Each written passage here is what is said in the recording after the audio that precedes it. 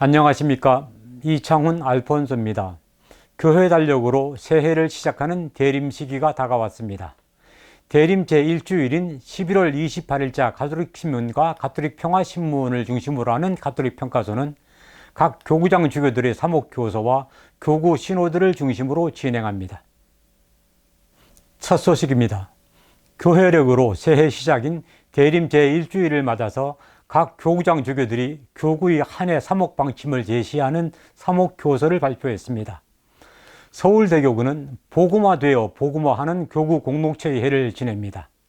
신임 서울대교구장 정순택 대주교는 신앙의 기초를 튼튼히 다지며 복음 선포를 통해서 모든 형제들, 특히 어려움과 고통 중에 있는 형제들에게 기쁨과 희망, 위로와 용기를 전해주는 공동체가 되자고 당부했습니다.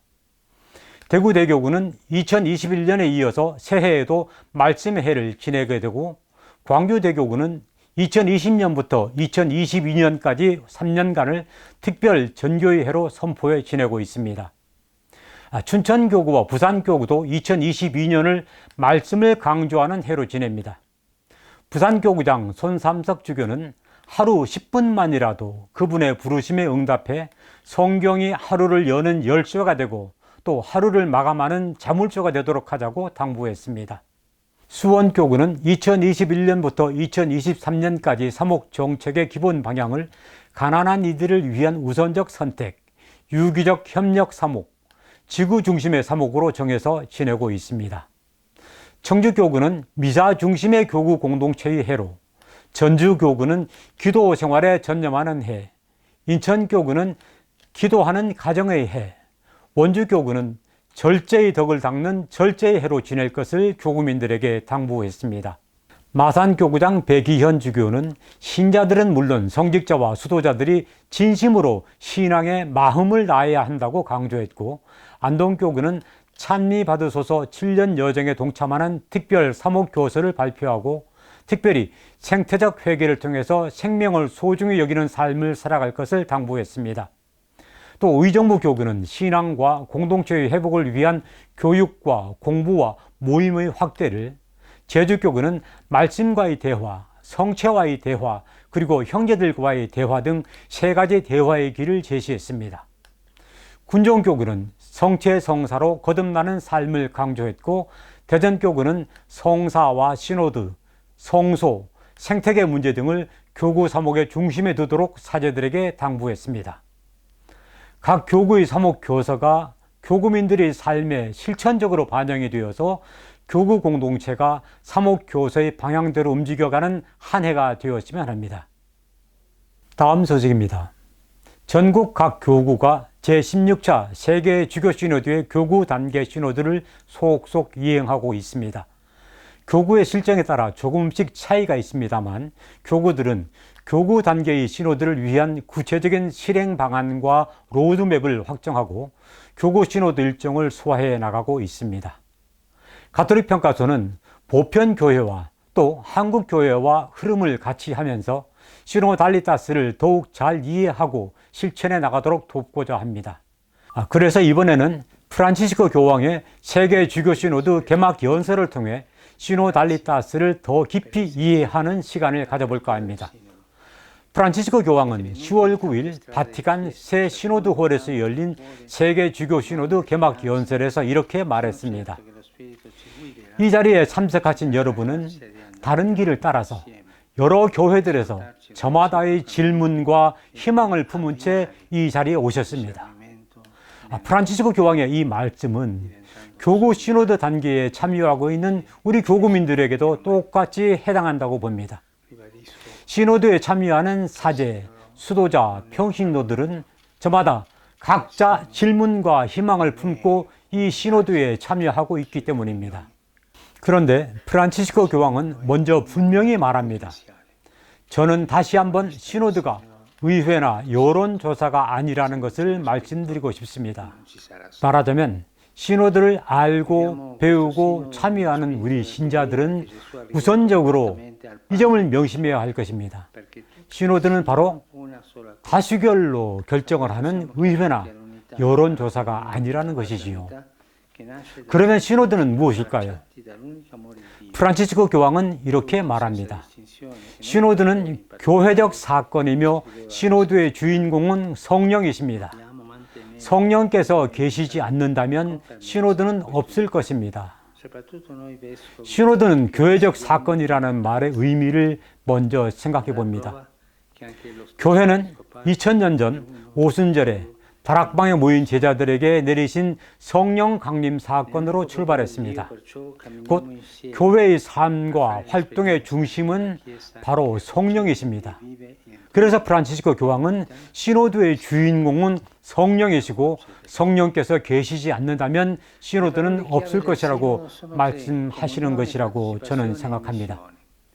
사실 사제, 수도자, 평신도 할 것 없이 모든 신자는 세례를 통해서 하느님의 자녀가 되고 성령을 받았습니다. 그리고 견진 성사를 통해서 성령의 선물을 더욱 풍성하게 받았습니다. 따라서 성령께서는 모든 하느님 백성을 하나로 일치시켜 주시는 일치의 끈이십니다. 바로 이런 이유에서 프란치스코 교황은 개막 연설을 통해 일치의 은총을 받아 살아가는 교회, 성령의 소리에 열려있는 교회를 체험하도록 하나인 하느님 백성 안에서 함께 걸어가자고 시노드 참석자들에게 당부했습니다. 그런데 이 시노드 여정에 방해가 되는 위험들이 있습니다. 프란치스코 교황은 구체적으로 세 가지 위험을 지적합니다. 하나는 형식주의입니다. 시노드가 내실이 없이 외적으로만 어떤 특별한 하나의 사건으로 축소될 수 있다는 것입니다.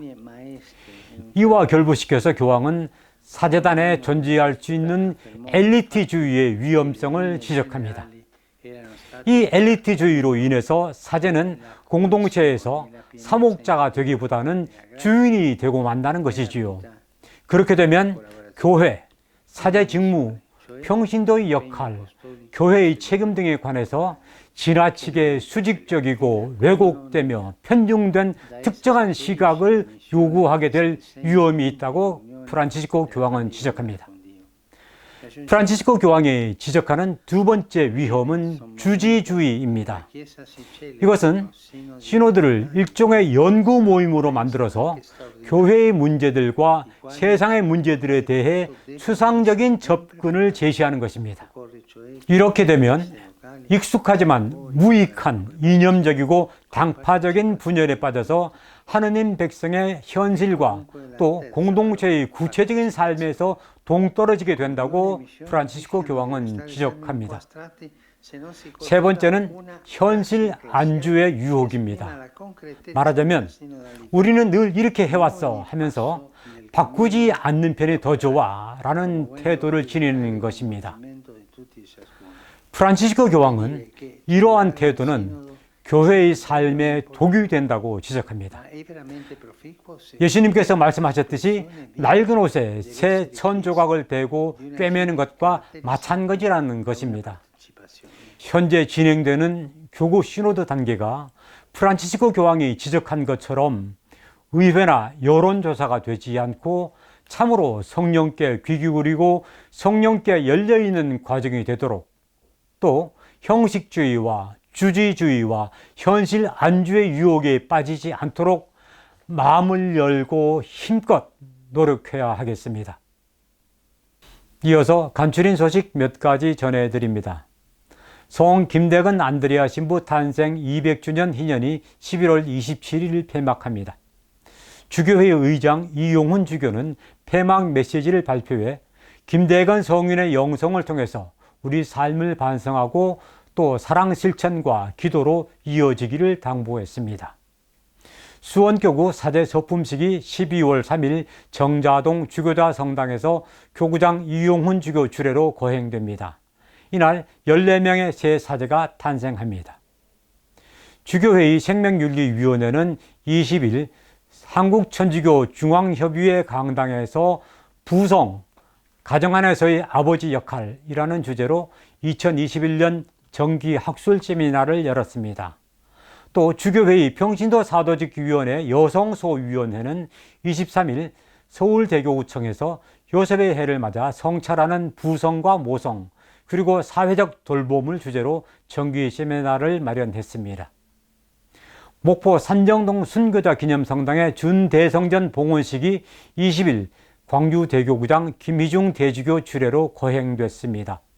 준대성전은 역사적, 예술적, 신앙적인 면에서 중요성이 인정되는 성당에 부여되는 아주 명예로운 호칭입니다. 한국평협은 2021년 대림식이 본당 대항 모바일 복음시기를 진행합니다. 서울, 부산, 마산, 제주 등 4교구가 참여하며 휴대전화에서 모바일 앱 가톨릭을 내려받아 참여하시면 됩니다. 재속 프란치스코회 서울형제회 3개 단체가 17일 설립 800주년 기념 파견 미사를 봉헌하고 프란치스코 성인의 모범을 따라 생태적 회심과 실천에 앞장서기로 다짐했습니다. 인천광역시가 한국의 첫 영세자 이승훈 베드로를 기리는 이승훈 역사공원 조성에 착수했습니다.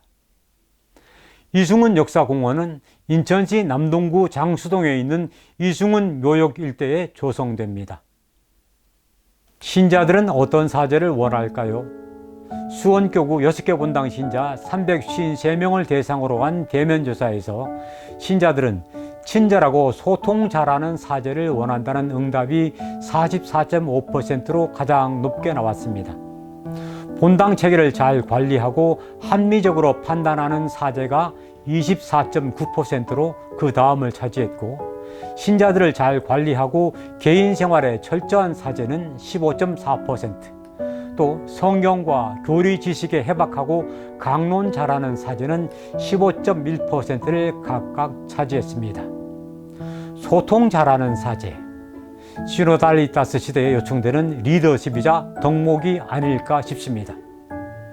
가톨릭 평가소 여기서 마치고 저는 다음 주 이 시간에 다시 찾아뵙겠습니다. 고맙습니다.